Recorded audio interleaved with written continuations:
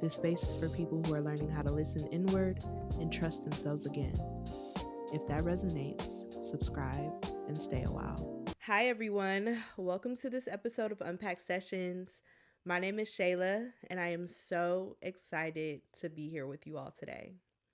Today's episode is about something that I have gone through, something that is very important to me, something that I think we need to have more conversations about, and even a reframe about overall in our culture and even in society as a whole, but specifically within American culture. Today's episode is about grief, something that I am extremely familiar with. Some of you that do know me know that back in January of 2020, I lost my dad. He had cancer and he fought very hard, but unfortunately, he did lose his battle. And losing him was a catalyst to so many things in my life, including losing other people, but also just transformative or the transformation of myself overall. But yes, his birthday is on March 31st, which is in 2 days from when I am filming this. Hope to get this episode out by then. Yes, with his birthday coming up and with March closing, I wanted to spend some time reflecting on my journey with grief and just grief overall and the kind of impact that it can have on a person. For a lot of people, and unfortunately, a lot of us have not had the chance to acknowledge that or call it what it is, just because the society that we live in today just pats us on the back and tells you, oh, I'm so sorry for your loss, and you're supposed to continue on. But I think it's time for us to reframe grief and reflect on it so that we can carry it with us to the next parts of our journey that lead us to love and liberation and understanding of self and others. Had it not been for the amount of people that I lost, including myself, because I am going to touch on that, amount of people that I lost between 2020 and now, I don't think I would be the person that I am today. It is very painful. It is very sad, but there is light on the other side of that. And honestly, when we do take a step back and look at things spiritually, grief is one of the strongest emotions that you can have. It's also proof that love exists. It is the absence of love, to be exact, but again, it's one of the most strongest emotions, grief and fear. And I'm going to touch on why spiritually makes sense that the society that we live in, the country we live in, the world that we live in kind of keeps us in this perpetual state of grief and fear. Only thing more powerful than those two things is love. And unfortunately, it's much easier to pull grief and fear and hate even out of people than it is to get the love to create that same powerful energy. But I digress. If you have not already, like and subscribe. Make sure you click the link to my digital journal. It has prompts, it has a flow chart, it has all these things that I worked very hard on that are available at your fingertips for you to be able to utilize when you need it. Take time to reflect. Converse with yourself. I did get my first purchase. Grateful for that, but I do look forward to y'all engaging and interacting with that. And we will go ahead and get started.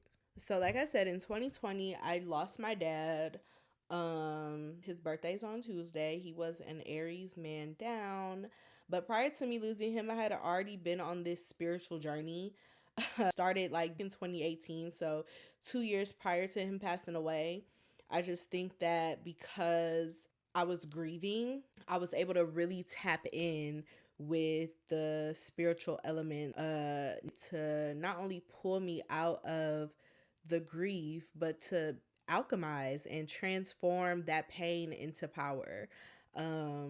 Losing him really gave me the strength and energy to be able to, what's the word I'm looking for, cultivate and curate the life that I wanted. I wanted not only to make him proud, but to sustain and not build a house in my feelings. That is some of the best advice that I got.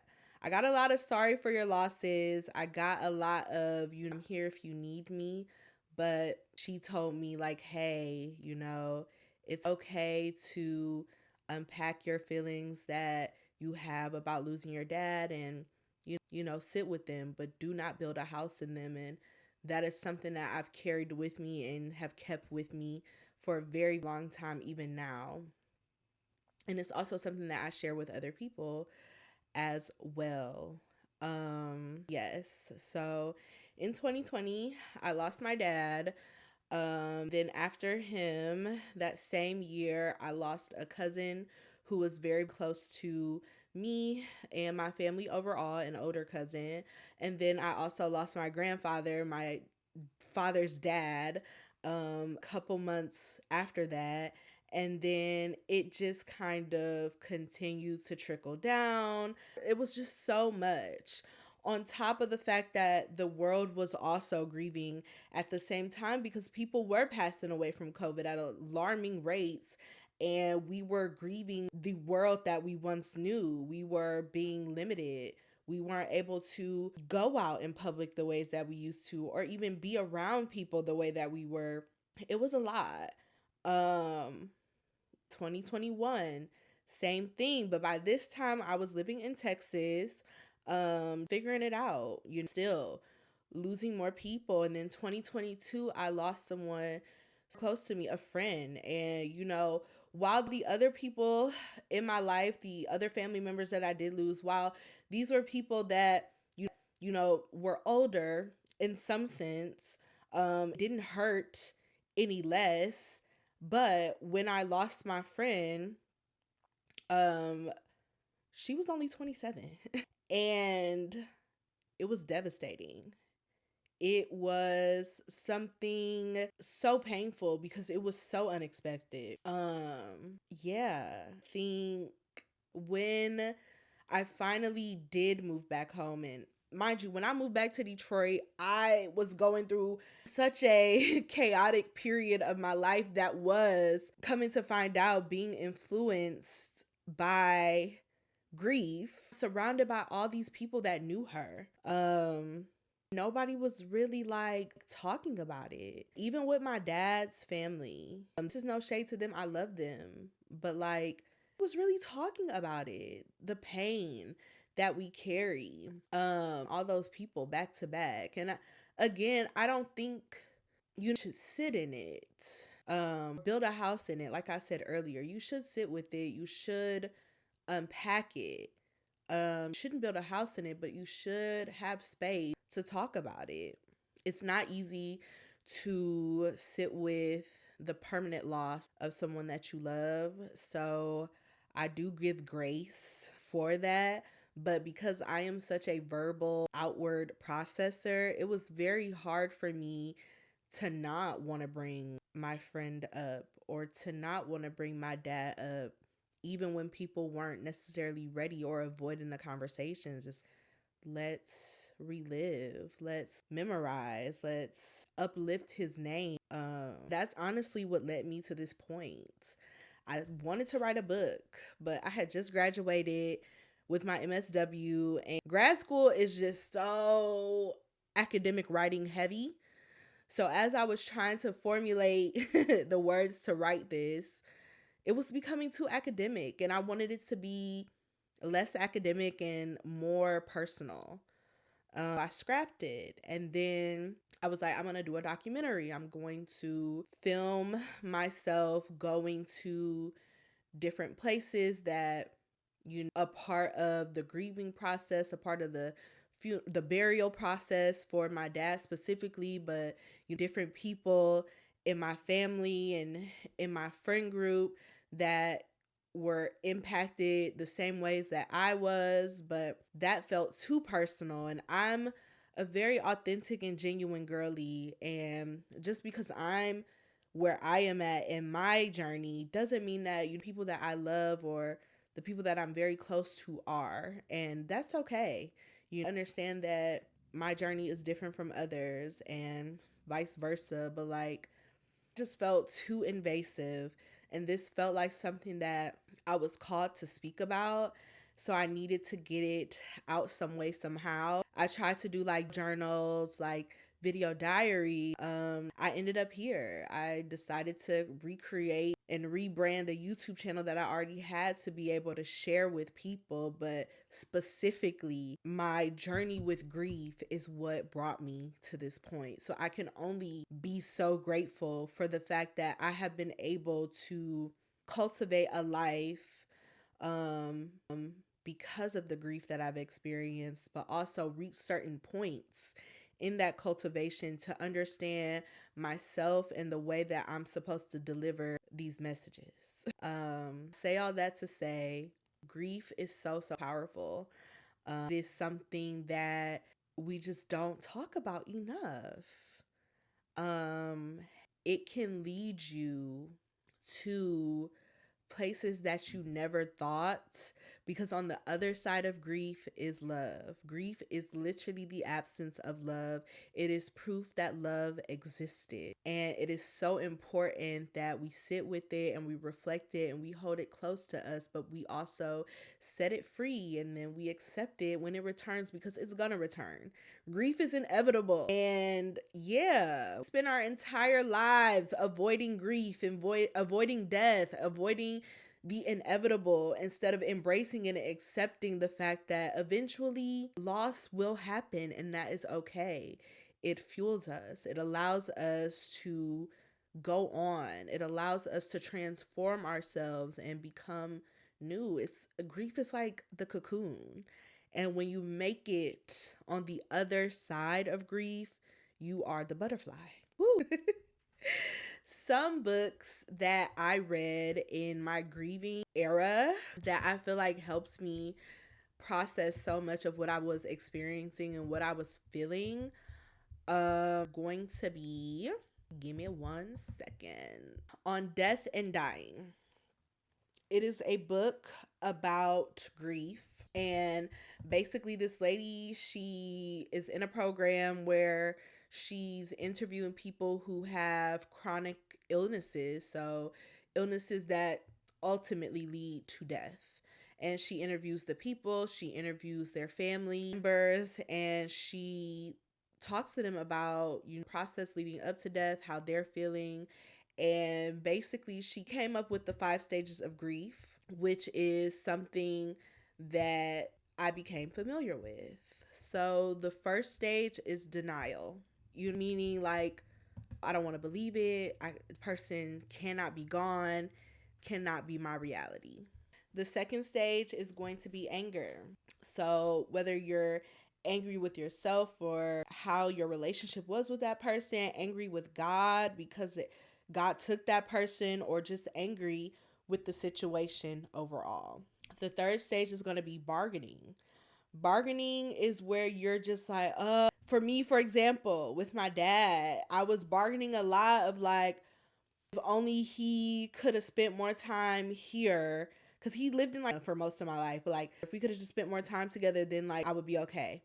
When the truth is, I would never be okay because I lost somebody so important to me, so valuable to me and my life, and somebody I loved and cared about, and somebody who valued me as well and loves me.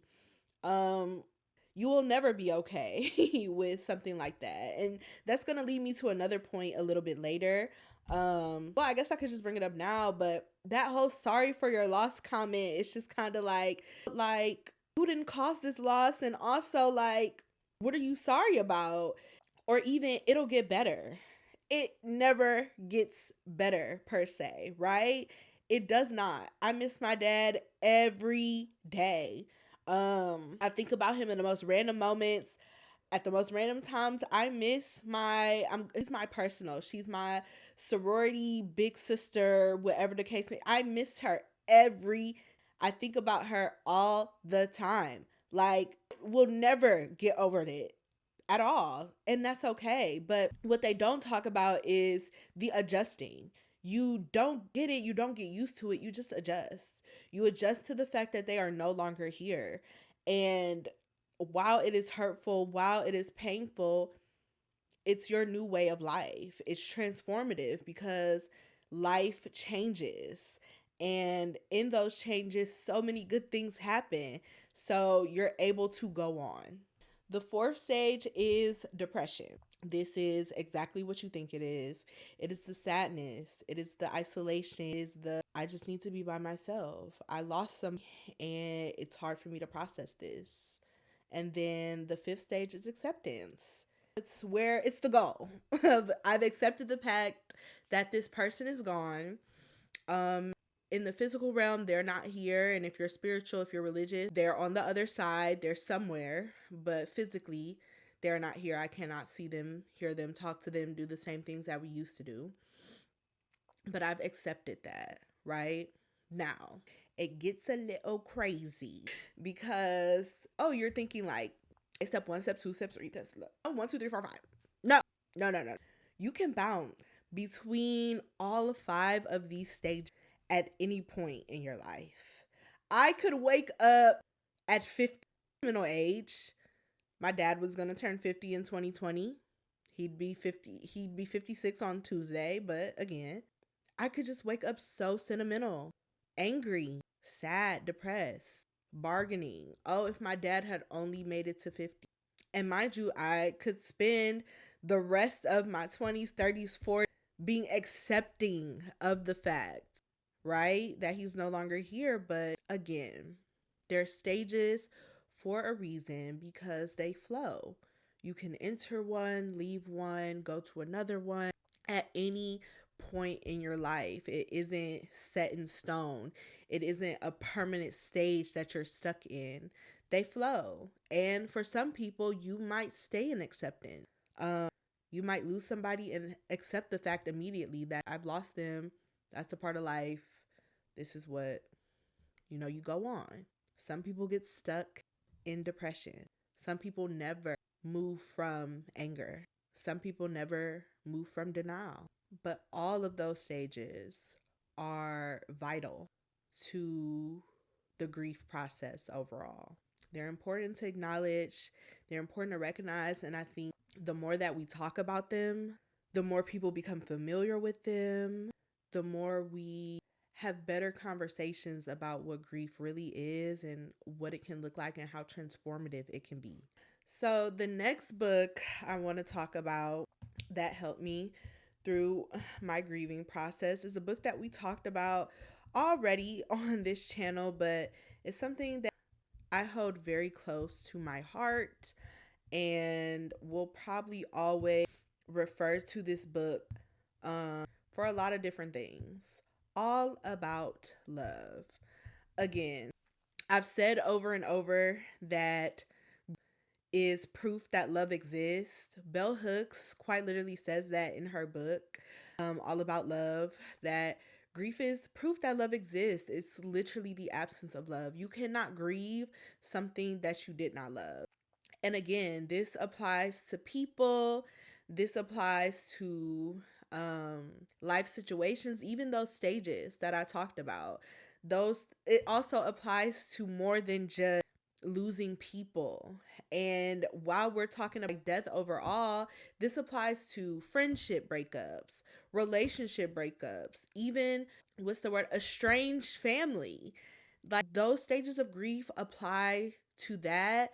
They apply to losing a job, they apply to losing they apply the same way that the absence of love being grief applies to all facets of life and relationship.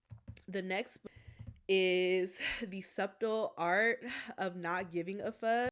A little harsh with the title, but it is a very good book because it shows the power that we allow just different things to have over us, when at the end of the day, the things that should matter should be the things that you value and just this life overall. He talks about how losing a close friend at a very young age was the catalyst for him to make sure he never lived a life that he would have regrets, but also how he got so close to death himself and saw that the fear that we have around something so inevitable is very what's the word I'm looking for? It doesn't make sense, right? Because we spend our entire lives avoiding death instead of living. So, great book. Great way that he wrote it. And it's pretty short and it's an easy read. And last, Untamed by Glennon Doyle is another book that helped me on my grieving journey, my recognition that grief is much deeper than just death and dying and losing a person.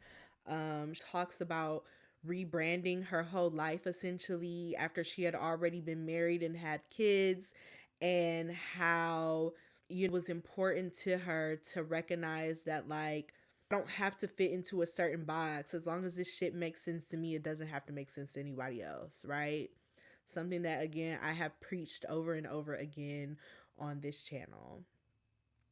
So, full circle moment, kind of this all in. In 2023, I was in a very, very weird space. 2022, like till January 2023, I was in a relationship that was very toxic. I loved him.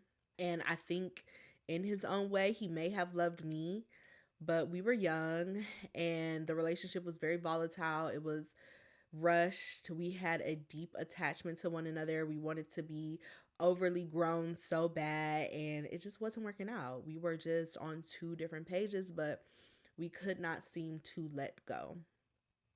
Right? So at the point, I'm living in Texas. I have friends. I have a life. You're just living. I have my boyfriend, and things make sense for what they are. And then the relationship reaches a point of no return by January 2023. And it is clear to me that something has gone wrong for me, where now I cannot continue to live my life the way that I have. Otherwise, I am going to lose more than I've already lost. And at that point, I hadn't really lost much, at least I thought. So by March 2023, I packed up all of my stuff and I moved back to Detroit, and I made the decision to do so. From March up until January of 2024, where I finally was like, okay, I really have like lock in with myself. I experienced the transformative like time of my life so far. I was crying all the time. I was having a lot of just risky behaviors. I was just living a life where I just felt like I had to find myself again because I had lost myself. I lost the plot tremendously in that relationship. I had sacrificed so much of myself that I didn't even know who I was anymore. And mind you, the relationship was only 6 months. So it's crazy to me how much a person can lose or change within themselves within even that small amount of time. And I noticed that how I was feeling was very, very similar to how I felt when I first lost my dad. And that's when it clicked for me. And I realized, like, oh, I'm grieving. Not only am I grieving a breakup, this boy had planned my entire life with. I'm grieving the life that we could have had. I'm grieving the life that we had. I'm also grieving who I was before this relationship, because now I know that I will never be the same after this. I will never get back to who I was before. And whether that's good or bad at the moment, it just felt very like scary. I guess it has ended up working out for me in a lot of ways.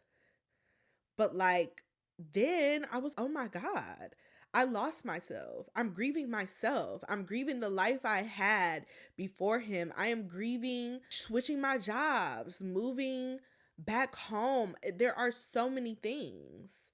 And we don't attribute that kind of loss to grief at all, because we have, as a society, minimized what grief is, when in all actuality, it applies to so much in our lives. So the moment that switched and clicked for me, which wasn't until like probably October of, right, I started to see like, okay, I got shit I need to work on.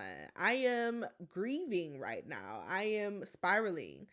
I am stuck in denial and bargaining. I'm denying the fact that this person could be such a, what's the word I'm looking for? Such a moving piece in my life where this is the outcome. And I'm also bargaining like, had I just let him move in, had I just like had I just did all these things, that I would not be in this situation, instead of accepting the fact of like, this, he was dude, I can only control self, which is totally different topic, but again, grieving nonetheless. And shout out to my therapist who was there for me at that time. Quinice, girl, shout out to you, because she also helped me get to that come to Jesus moment of like, you're grieving and okay. 2024 rolls in, and I've accepted the fact that like, okay, I have to get back to me. I have to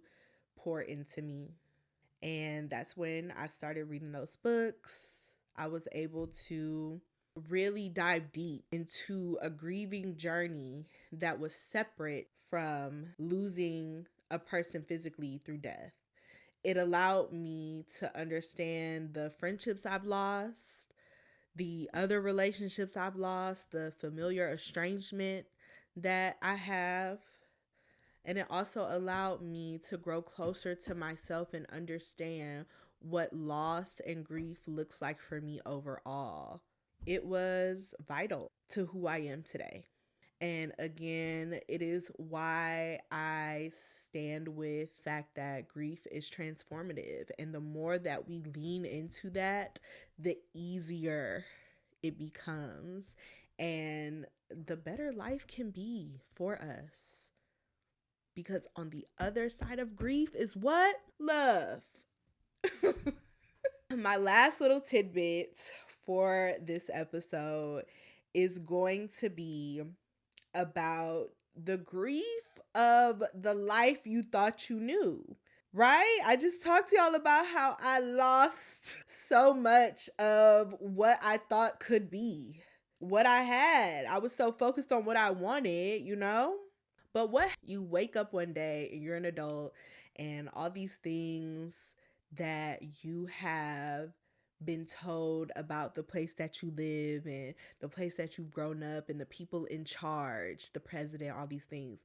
What happens when you find out all of that shit is a lie? What happens when you find out that the people that you count on to be professional elected officials in office are quite literally on islands, raping children, eating them, doing the most heinous acts, just to turn around and tell your ass you don't get health care? What happens? You grieve. You grieve thought you knew. You grieve the life and the standards that you thought existed. We are collectively grieving right now as a nation, and on a bigger scale, globally even. We are seeing that these government officials that we have elected are quite literally being controlled by powers that we may never see, know, understand, whatever the case may be. And collectively, whether you are on the left or on the right, you are grieving, because everything that you have been told and taught and believed is a lie. And while some of us are more equipped than others, while some of us have known this information longer, the deeper you get into it, right? It doesn't get easier to sit with. It becomes again another layer of grief of like, oh, I knew doing this, but you know? And working stages of like, oh, the government do that. That's the denial. I'm so like, I really cannot. That would be the anger, the bargaining. If we just get out and vote, if we just do X, Y, and Z, the depression, the sadness, the staying indoors, the isolation, the not gathering with each other. And lastly, the acceptance of like, these people have literally always been like this. This country was built on those same heinous behaviors. So the only way to fight back is to work through this transformative work or these transformative steps, push back through community gathering and trusting one another and continuing to walk your walk and live your life, right? But if we aren't even addressing that this is a grief, and that again, grief and fear and hate are some strong, strong, strong energy. Literally are so easy to harvest and easy to siphon. And that's why they keep us in a perpetual state of fear and grief between the news, between letting us down, between pitting us against each other. They want you sad and angry. They want you scared and alone, right? The only way to push back on that, the thing more stronger than that is love, is community, is focusing on the things that you can control and tying it all together. But yes, we are grieving collectively right now, and it's very scary. It's also extremely unfortunate. And again, I think if more people had access to the information that I'm sharing right now, we'd have a deeper understanding of ourselves individually and each other, and it would allow us to connect on a different level, in my opinion. But yeah, that is my understanding of grief. It has been very powerful for me, very transformative. Nobody likes being sad, but I promise you the upside is always near. And it's just simple to try to keep that somewhere in the forefront. So, my ending question for this episode, I'm just going to hit y'all with one today. What does grief look like for you? And I'll put it in the description. Leave me a comment. I look forward to all the engagement. And yeah, I want to close this episode out by saying happy early 56th birthday to my dad. I hope to get this episode out by March 31st in honor of you. Appreciate all the love that you gave to me over the years, and I miss you so much. But I am grateful you did leave me with some of the most loving people in my life right now, some of the most supportive people in my life right now, and I can only hope to spend many, many, many, many, many more years with them. I'm looking at this picture. This is me and my daddy when I was a baby. Y'all, my head has always shaped like that.